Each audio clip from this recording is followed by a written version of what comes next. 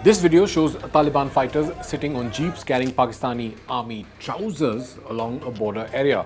It captures them riding through the town with the trousers visible. Now, the clashes behind the scene have left dozens dead, prompted airstrikes in border towns, and led to a temporary 48-hour ceasefire. But behind this visual is a much graver story. Between October 10th and 13th, fighting erupted along multiple points of the Durand Line, the border between Afghanistan and Pakistan, including in towns like Chaman, Spin Boldak and Kurram. Pakistan reports that at least 23 of its soldiers were killed. Afghan authorities say airstrikes carried out by Pakistan killed at least 15 civilians and injured over 40 others. While these clashes are recent, the tension between Afghanistan and Pakistan, they run deep. The Durand Line, drawn in 1893 during British colonial rule, was meant to mark boundaries, but Afghanistan has historically refused to fully recognize it, arguing that it divides the Pashtun ethnic community that spans both sides. Over the decades, this border has remained porous and difficult to govern, allowing militant groups to move freely. In the 1980s, during the Soviet-Afghan War, Pakistan's border areas were used to support Afghan Mujahideen, entrenching cross-border militancy.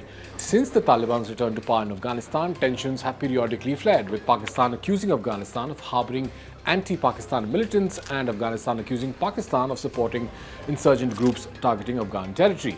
Analysts say another key factor is the presence of militant groups along the border. Pakistan has labelled one such group, the Tehrik-e-Taliban Pakistan or the TTP, as Fitna al-Khawarij. The term comes from the Khawarij, a historical Islamic sect known for rebelling against established authority and following strict interpretations of faith. By calling the TTP Fitna al-Khawarij, Pakistan frames the group as heretical and divisive.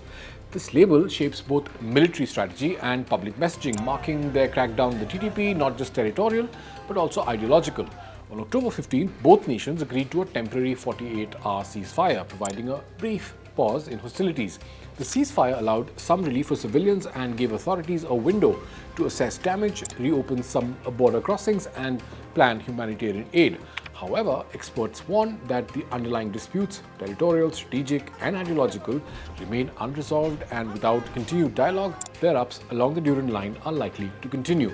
Share this video if you found it useful, and please follow more. We are a young channel. A simple follow will help us bring you more content like this. I'm Manish Adhikari. Thank you for watching. First things fast. More.